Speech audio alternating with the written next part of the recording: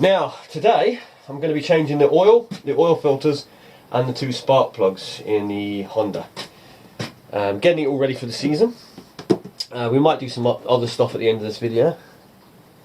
But people sometimes ask me, you know, why do I do it myself? Why don't I take it into a mechanic? Now, I have taken my engine in many years ago. I used to take my engine into mechanics, and the last 3 services I ever had, my engine broke down during that season. So obviously I wasn't very happy about that. And on top of that, where I am, it takes so long to get parts, waiting for parts to come in often because they don't have the parts. I lose all that fishing time, and of course, you know, it's a fine out window because I don't fish in the winter with the boat, only in the summer. So I do it myself. On top of that, knowing your own engine when you're at sea is a very good thing, because your mechanic isn't with you when you're out in the boat. So at least learning some of your engine is a very good thing. Now, obviously, if you're not confident in doing your own engines and that, then don't do it. You know, get the professionals to do it, or get a friend who knows what he's doing. But just remember, it's you out there at sea, and it's your engine. So what you decide is up to you, whether to use a mechanic or whether to go and do it yourself. Like I say, I started doing mine myself because of the breakdowns. And since I do it myself, I have not really had any kind of breakdown. I had an engine that actually blew itself to bits, a brand new one, but they fully replaced that engine. It wasn't a Honda, it was another make. And they, like I say, it ran for a couple of months, and it just, the crank went, arm went inside, something like that, I don't know.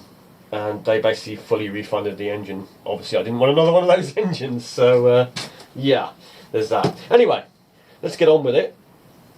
So, first thing I'll do, obviously, take this off. Like so, put that somewhere safe. Now this engine is 2018. It might be the end of 2017, not 100%, I'd have to look that up, but they haven't changed for quite a few years. My other engine, which was quite a few years old, is exactly the same as this. Basically, it's the same model. Now, when we do the filter, we're going to have to take this casing off to get to the oil filter. The plugs is pretty straightforward. When you do the plugs, I use these. It's a spark plug remover, but it's like a T-bar because you can get at every kind of angle, and they can be awkward, these plugs. You've got to be a little bit careful, because if you can't get your spanner in and you're bending it, I have seen people break plugs putting them in and out. You should have I don't know where mine is at the moment, but you should have like a T-bar spark plug spanner. If you buy these new, you get a toolkit with them anyway, and obviously if you bought it second hand, then you'll have to go out, and like I say, I'd recommend getting one of these, because you can see they get in all sorts of different angles. You can use ones for like this, you get kind of like this sort of thing off ratchets, which you can get in there, but the trouble is sometimes with this and the arm, it's getting to that bottom one, so yeah, you have to size yourself. Anyway, so you pull the caps off, remember which cap goes where. You should be right, there should be different lengths, and the bottom one shouldn't be able to reach the top, but that all depends on what engine you're doing this on. You just put it in and undo them, like so.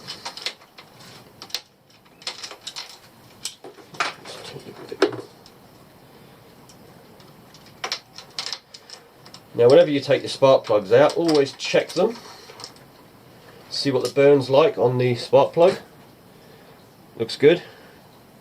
There is actually charts you can look up on probably on the internet, you'd probably find, which shows you what state your plugs are in, what's happening with your engine. It was more so, a lot more with the 2-strokes, because it used to be the oil mix and you could see what's happening, but spark plugs can tell you a lot as well on any engine. Now we've got new ones. Now we're using the NGK ones. The ones coming out are NGK. For this engine you can use Denso as well.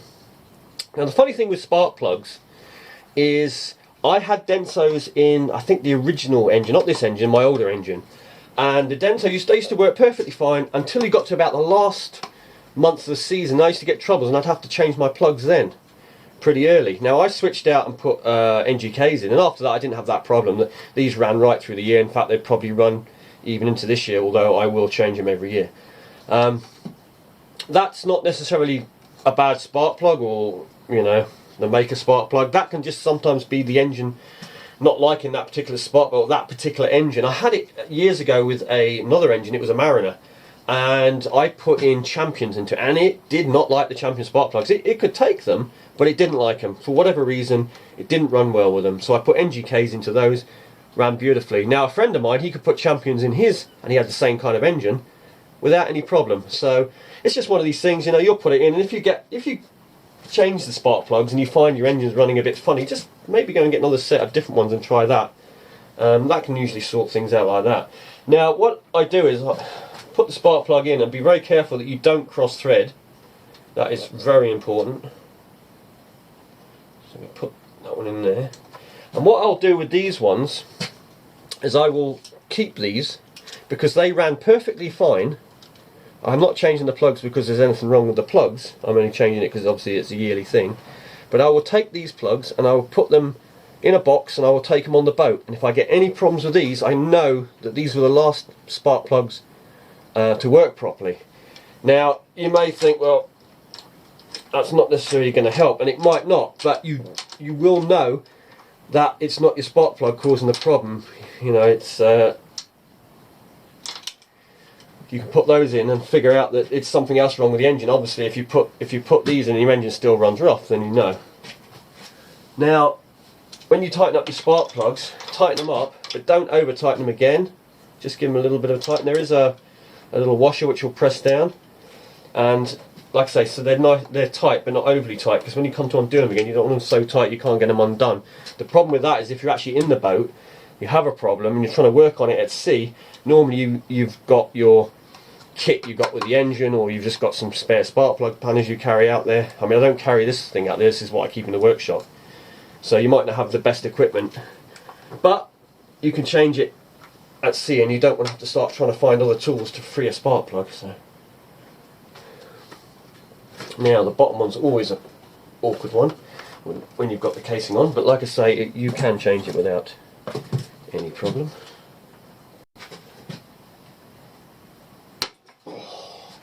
You see, that plug was too tight, way too tight. They do get a little bit tight, but that's what happens if you over tighten plugs. And the thing is, like I say, when you're working on a boat, say you have to deal with this on a boat, that's not even when you're leaning over the back of an engine trying to undo a spark plug that's that tight. Like I say, it all depends on where you're fishing and what you're doing, really, to whether you need to, you know, do any sort of maintenance on your boat at sea, or if anything goes wrong. I mean, if you're just fishing in a harbour, then obviously somebody will probably just give you a tow in. Where I fish, you're in very strong tides, you haven't got time to think, and you've got to act quick usually. And in most cases, when you get an engine problem, you try and start it. If it doesn't start, then you just dump the reserve engine on the back, get that going, get yourself out of your situation, and then work on your engine when you're in a bit of a quieter area. Right.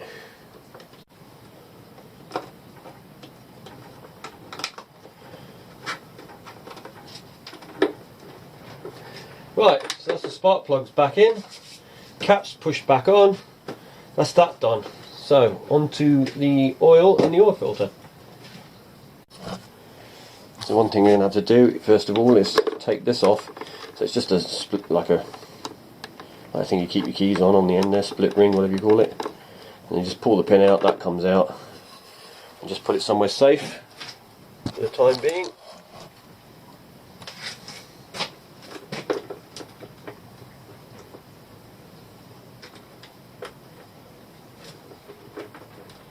They're quite easy on these engines, these ones.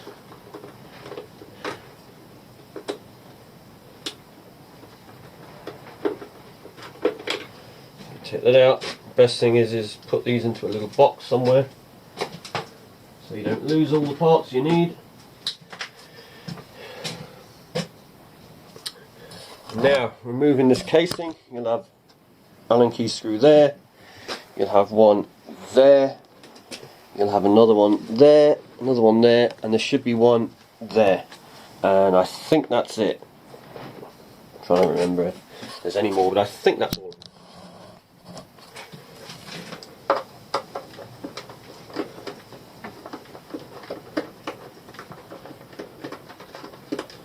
And with always, when you're taking screws out or nuts like that, keep an eye just in case any of them are different lengths, so you don't end up putting the wrong ones back in the wrong place. So when removing these screws and that, make sure that they are the same length, obviously, when they come out, when you're putting them back, but also make sure that this tool fits in tight. The same with a screwdriver, make sure the screwdriver fits tight. And the reason I say this is because you're dealing with an engine, and one's down here and that, you're dealing with salt water, and some of them can end up being quite tight in once they've corroded or done anything like that. And if you use the wrong size head, or it doesn't fit quite right, you can tear the head and give yourself a hell of a job. And you do not want to get one of these sort of things jammed in your engine, otherwise you're going to have to start boring them out and all that trouble. And in aluminium or alloys that they use, it can be, I mean, you can bore it easy enough, but it's doing it without making a mess. Nah, right, it's not. So on here you've got your water pipes,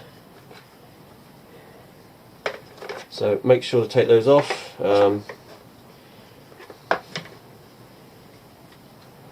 Try and put them back on the same way, although it won't make a lot of difference, to be honest, with these.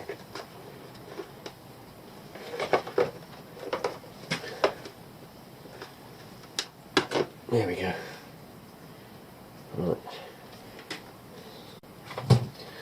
There's your filter, right there, your oil filter. This thing here.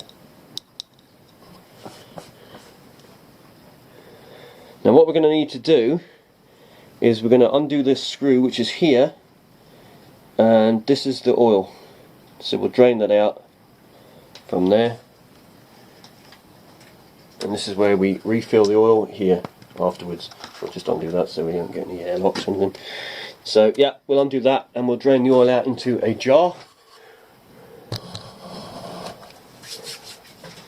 Now all the oil that I drain out, as long as it's not too bad, I will mix it up with wax and I will use it to protect the bottom of my car, because I spray it on and it makes a very hard black, almost like a plastic coating on the bottom of the car, and when I drive on the beach it'll stop my car from going rotten so quick. Right, I need a big screwdriver. Now sometimes I use this one because it's got a nice big head to it, but it is a bit narrow, this head, so I'm going to avoid using that one on here because I haven't opened this obviously from new, so it might be quite tight. So I'm going to use the one that I have on an impact drive. I'm not going to use the impact obviously, but you see it's got a very, very big wide head and that slots in there nicely. So put that in there, and I will need to do that. That's it. There we go. Right, I've cracked it. I won't undo it just yet because I need to go and get something to put the oil into. Right, so screws been loosened. Have a coffee jar, and all we're going to do, because I'm going to keep it obviously with the oil, is undo that. Always have some paper tissues to hand just in case you have an accident, so you can quickly mop it up. And the trick is, try not to lose your screw in your oil jar, otherwise you'll be fishing that out.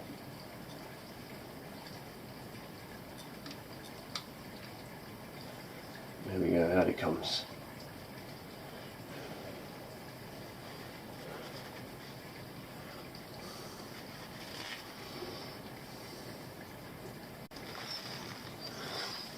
What you can do is just tip your engine a bit once you get to that last dribble, just so you don't get it keep dripping out on you.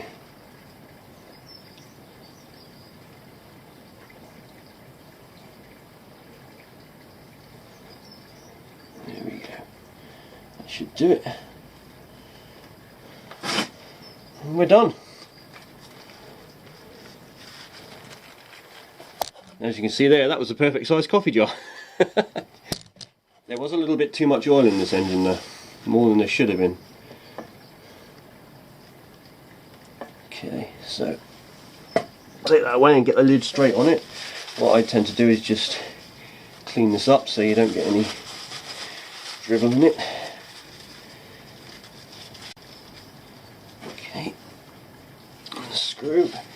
Now there's actually a washer on the screw, or an O-ring that you can replace right there. And somewhere I do have some spare O-rings. So the O-ring is on the screw thread there, you just literally roll it off. Right, so there's the O-ring there. I actually carry quite a few of these O-rings in the shed. I have a few because they're the same size as the ones I use for my diving tanks. So just roll a new one on. I mean, quite often the O-rings are okay, but if you've got them, you just as well replace them, or at least do it. You know, well, you'll know if your O-ring's no good because your oil will leak. So, okay, and just give that a little wipe in there. Right, now I'm just going to put, must have rocked the engine, some oil coming out, or there's been a drip in there. Right, I'm just going to put this back in for now. So, how do you get the oil filter off? Well, several ways to do this. First way is just with your hands, if it'll undo. Sometimes you need to put a rag or cloth or get tissue on it, try and do it by hand. So we'll find out first of all if it'll undo. Nope, a little tight.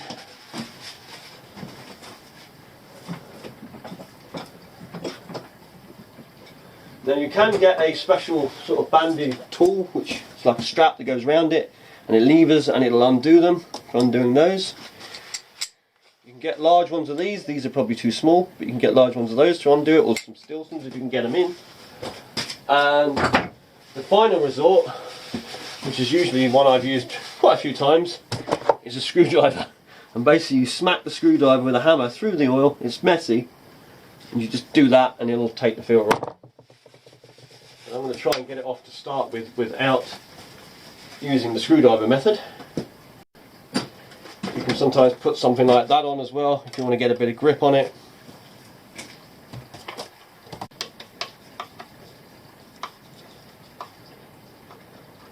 Like I said, there's several ways you can take this off. Screwdriver through it, proper tool, band on it with a stick, or you can just stick a Jubilee clip around it, tighten it up, get a screwdriver. Now I'm just going to do it on here. You could probably just do it by hand, but you can just literally, very carefully, put it on there and just lift like that. And that is now loosened the oil filter, because it is attached to a big rubber thing. So, and now it should turn by hand. Yep, there we go. So then what you do is remove the Jubilee, because it'll get in the way otherwise.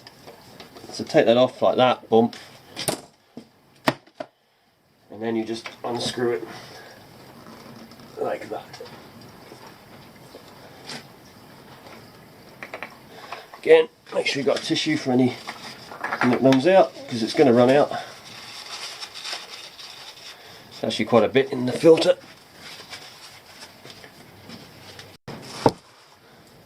We've got a black one as opposed to a blue one this time. Now when you take this off, just be careful, you've got a seal on there. It should stay on there, it shouldn't be a problem. Now normally you just get a little bit of oil and just run your finger around with a bit of oil on that seal, just for when you tighten it up. But we've actually got oil on the back there anyway from the old one, so we have cleaned it, but there's still a layer, which is enough.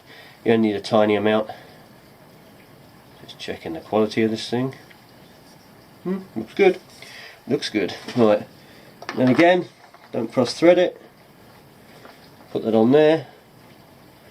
Just tighten it up. Now you only need to go hand tight with these. You don't need to start putting tools on and trying to over tighten them, because again you've got to get this off at some point. You do have a big rubber seal on there.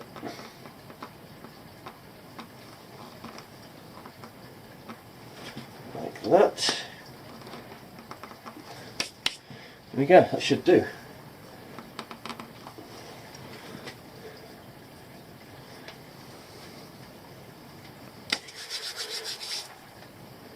Right, now I'm going to tighten this screw up here. Just need to turn that in there. 1,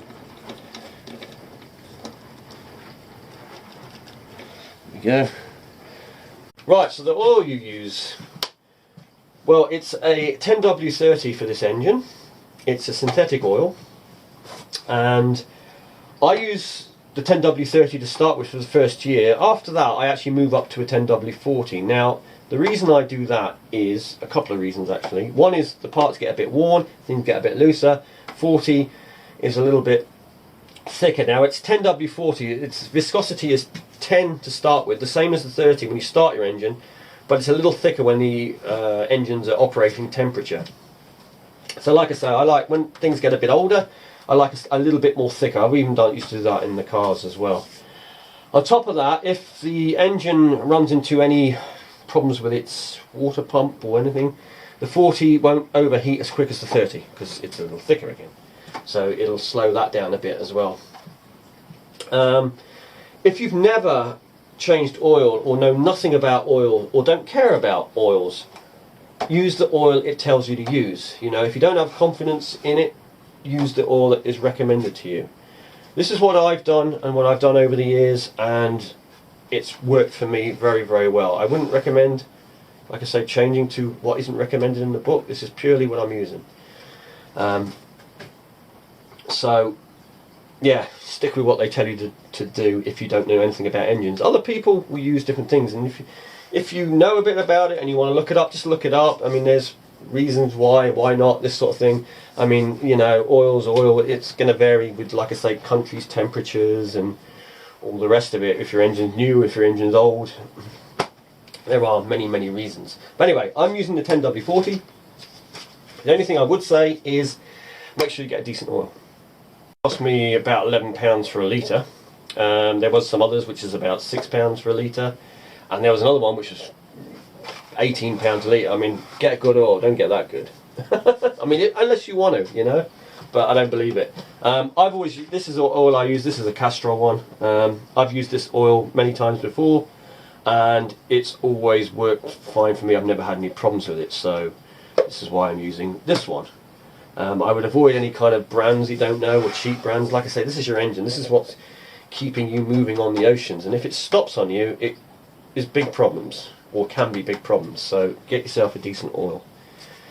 Right, anyway, oil's got to go in there, and we will need a funnel for this. Now, finding a funnel that is that small, I've got this one, which is pretty big.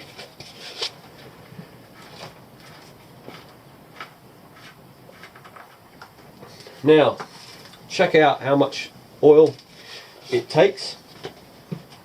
We know from that job, but we already know anyway, it's around about a litre for this engine. That jar is a little bit overfilled, to be honest. There's a little bit too much in there. Shouldn't have been quite as much as that. But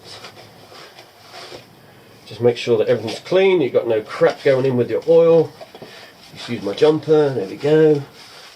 Get any dust out there. Like I say, keep any kind of contaminants out, whatever.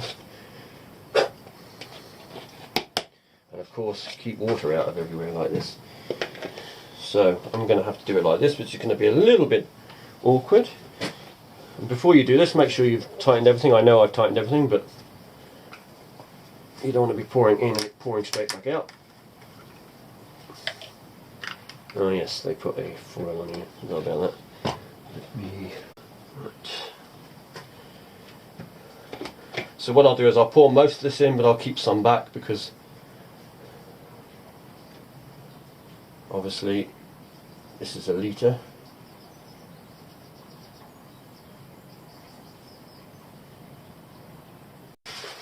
Like I say, when you do this, you can put in, keep it maybe, well, fill it up obviously to the level that it's supposed to be at, but then check it again and before you use your boat to make sure that the oil has not dropped, you know, because it's going to obviously fill up this. It'll take a bit more using having a filter on it, a new filter, than it will do if you keep your old filter on. But personally, every time I change the oil, unless it's like a random change in the middle of season or something, I would always change the filter.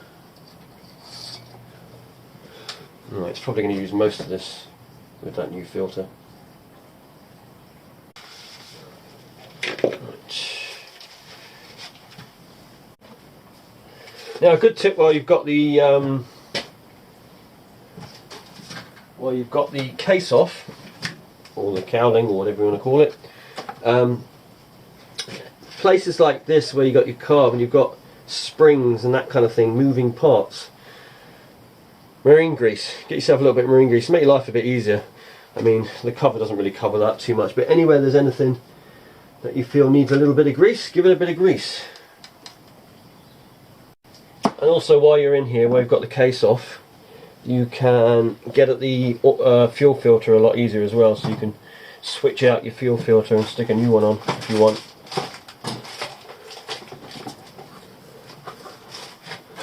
The fuel filter is there, inside there. Just pop that open, it's just a standard little plastic fuel filter, and just pop a new one on. Right, so don't forget to put your water pipes back on.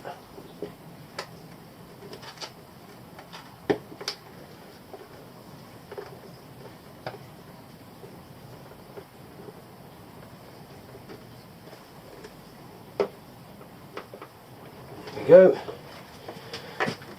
And then put your case back on.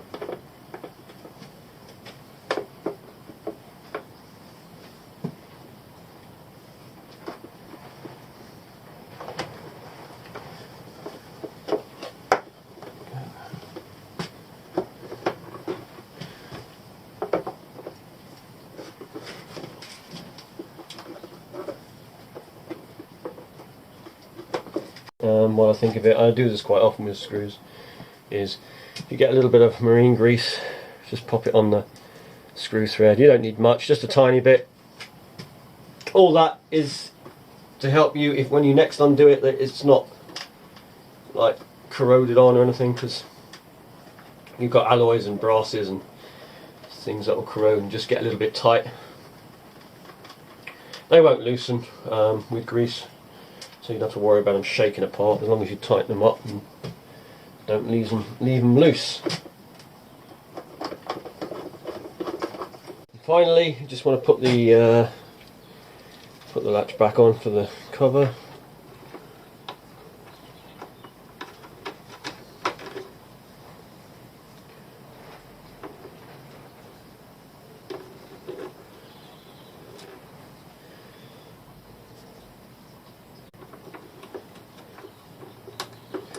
There we go, latch back on.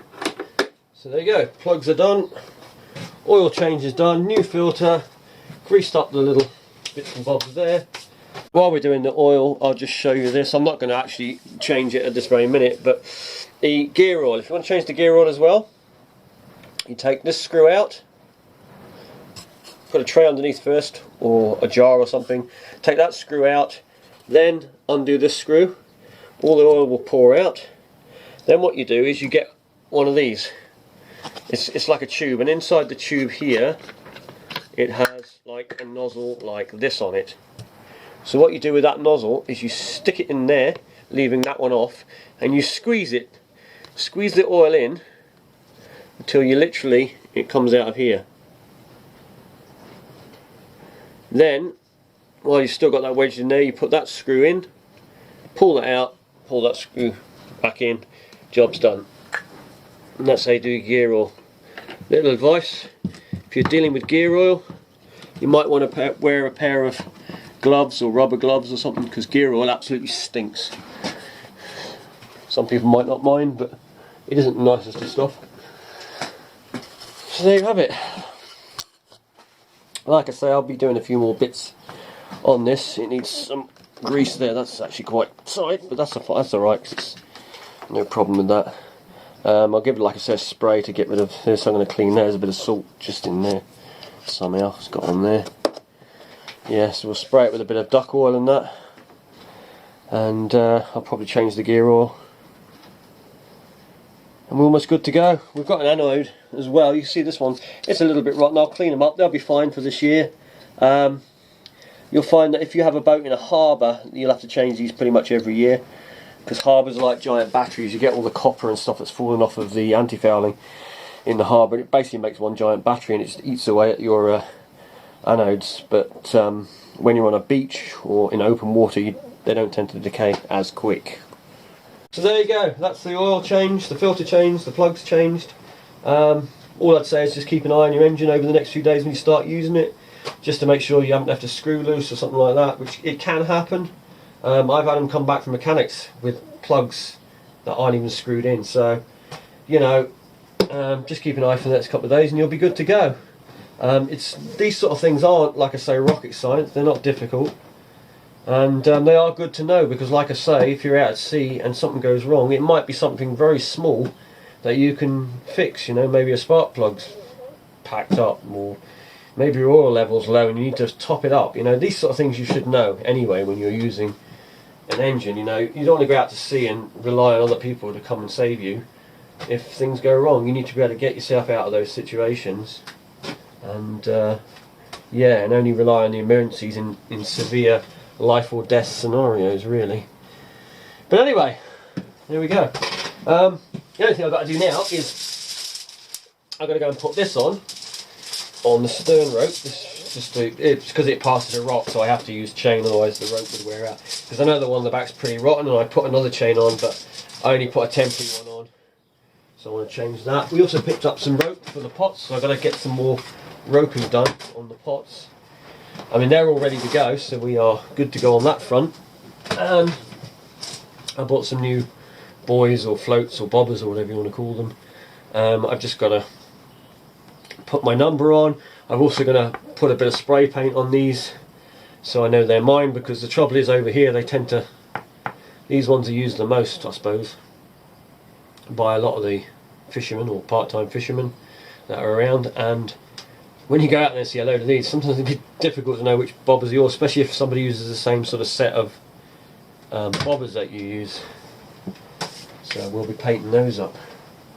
And aside from that, we are almost ready to go. The only other thing I might have to do is with this chain, because I'm going to be putting a new chain on, I am going to maybe have to change the deadman. I don't know yet. The deadman is the big concrete block at the back which is under the sand. I'll have to dig it up where the chain's attached, and then you'll have like this kind of thing here, which will be in the concrete, and I need to check that this is still usable. If it's not, then I'll have to dig that one out or dig another one in near it, put a brand new concrete deadman. So I might film the making of that, how to make one.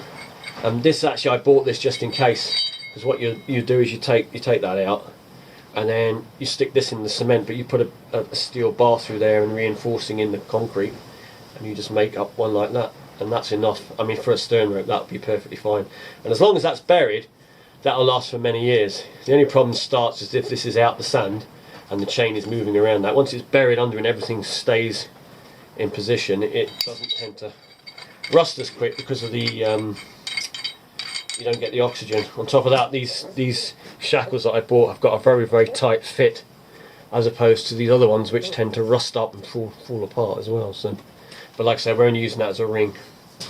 But that'll probably be for another video if I need to do that, and I won't know for well, it'll be in March when I'll go down to dig up the deadman to have a look. I want a nice day, obviously, to do it. I'll take my chain down, but like I say, if I find that the back is no good, I will do a deadman. I might even make up a deadman just as a spare one. I mean, there's no harm in having a spare deadman. You use them quite often for things like that, and you know, even out in the outer moorings and stuff. So we'll see how we get on. But anyway, now we're just going to get through this storm that's coming. It's about, well, they're giving up to gusts up to 80 mile an hour. Whether it will get that bad, I don't know. You never know with storms. So let's get that out of the way. It'd be good now just to get a few storms, clear the air, you know, so we've got a nice summer on the way.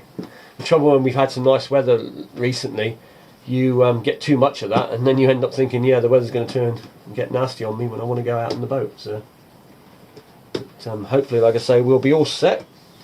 We've got all our equipment done. I've just got to go and work on the boat again. Need a bit of nice weather for that. Got a bit of fiberglassing and stuff to do. I actually bought resin and stuff yesterday to do some repairs and things, and then we'll be fishing.